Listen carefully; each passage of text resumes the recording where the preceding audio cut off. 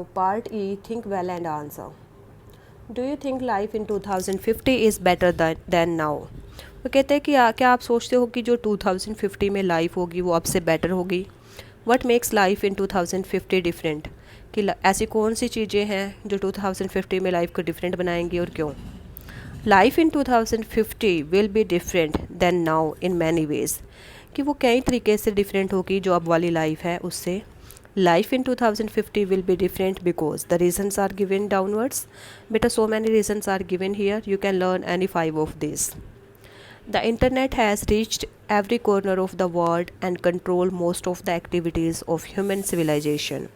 जो इंटरनेट है वो most of the corners of जो वर्ल्ड है हमारे वहाँ पहुँच चुका है और जो ह्यूमन एक्टिविटीज़ है उनको वो कंट्रोल करता है.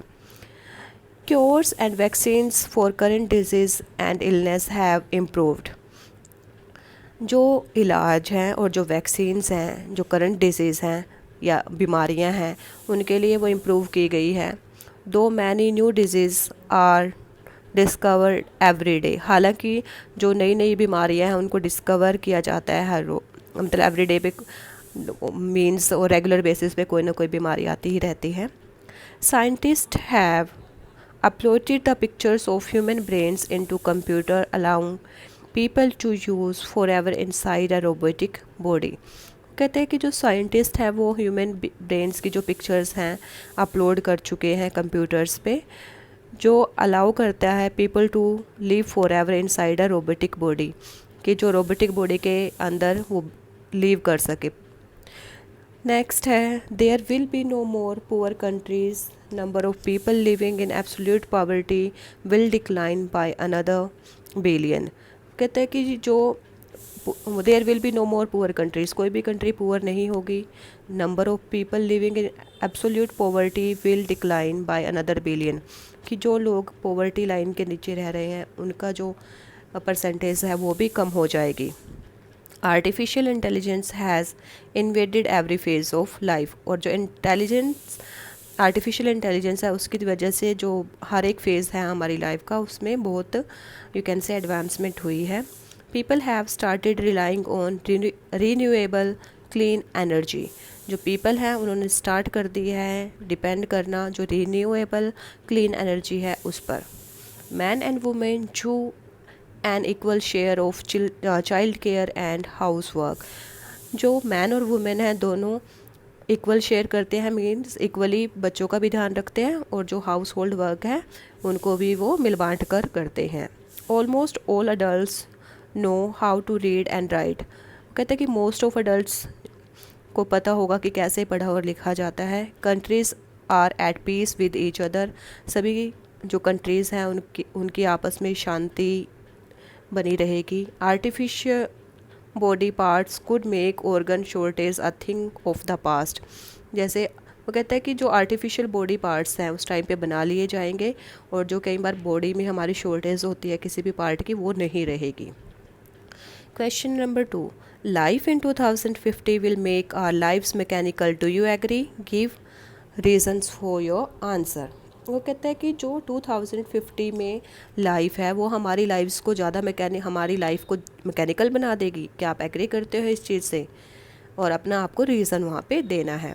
I do agree that life in 2050 will make our lives mechanical. वो कहता है कि मैं एग्री करता हूँ कि जो लाइफ है 2050 में वो मैकेनिकल होगी, हमारी लाइफ और ज़्यादा मैकेनिकल हो जाएगी. Most of the activities of human life will be done by robot. वो कहते हैं कि जो मोस्ट ऑफ एक्टिविटीज़ हैं जो ह्यूमन लाइफ की होंगी वो रोबोट के द्वारा की जाएंगी. That run on artificial intelligence. जो किस पे काम करते हैं? आर्टिफिशियल इंटेलिजेंस पे. With the increasing use of internet human beings will use it for carrying out different day to day activities. और वो कहते हैं कि जो इंटरनेट का बढ़ता हुआ यूज़ है उसकी वजह से जो ह्यूमन बींग्स हैं उसको डे टू डे मतलब दिन प्रतिदिन की जो एक्टिविटीज़ हैं उनके लिए भी काम यूज़ करेंगे. However, in the free time available because of the use of internet and robot, it can be constructively used for doing creative and innovative things. वो कहते हैं हालांकि जो हमारे पास फ्री टाइम बचेगा, कैसे? क्योंकि जो हमारे काम है वो तो रोबोट कर देंगे, जो काम बचेगा तो उसको हम कंस्ट्रक्टिवली और इनोवेटिवली यूज़ कर सकते हैं in a creative manner. Question number 3, is it right to use machines for everything that human beings can do. कहता है कि क्या ये सही है उन सभी चीज़ों के लिए मशीनों का यूज़ करना जो ह्यूमन बींग्स कर सकते हैं। It is right to use machines for doing hard work and harmful activities where human life is in danger. वो कहता है कि ये सही है कि हम मशीन्स का वहाँ पर यूज़ करते हैं जहाँ पर मतलब हार्ड वर्क ज़्यादा होता है और हार्मफुल एक्टिविटीज़ होती हैं जहाँ पर ह्यूमन लाइफ डेंजर में होती है। But it is not right, but ये सही नहीं है to use machines for every minor thing, कि छोटी छोटी चीज़ों के लिए भी हम मशीन्स का यूज़ करें। That human beings can do easily, जिनको ह्यूमन बींग्स ईजिली कर सकते हैं। Excessive use of machine spoil the creativity and originality of human beings. जो एक्सेसिव यूज़ होता है मशीन्स का, जो क्रिएटिविटी है और जो उसकी ओरिजिनलिटी होती है ह्यूमन बींग्स की, वो उसको स्पॉइल कर देता है। तो वो मतलब कहता है कि जहाँ पे डेंजर है वहाँ पे ज़रूर यूज़ करना चाहिए, बट एक्सेसिव यूज़ भी इसका हमें नहीं करना चाहिए। I hope it is clear to you बेटा। Thank you.